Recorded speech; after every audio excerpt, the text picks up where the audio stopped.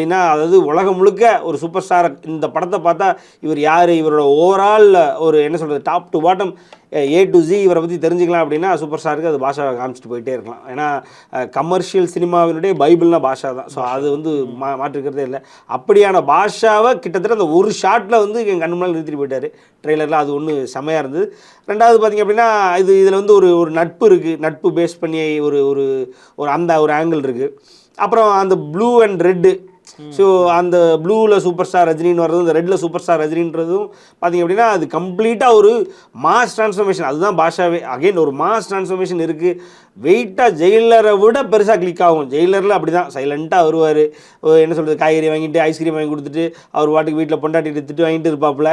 இன்டர்வலோட படத்தை தூக்கி, இன்டர்வலுக்கு முன்னாடிலேருந்தே வேலையை ஆரம்பித்து இன்டர்வலோட படத்தை தூக்கி நிறுத்தி ஒரேடியாக செகண்ட் ஹாஃப் ஃபுல்லாக இப்படி சூப்பர் ஸ்டார் ரஜினி அந்த படத்தை பார்த்ததே இல்லை அப்படின்ற மாதிரி, அது 2K கிட்ஸுக்கு அப்படின்ற மாதிரி ஒரு போட்டு போயிடுவார்.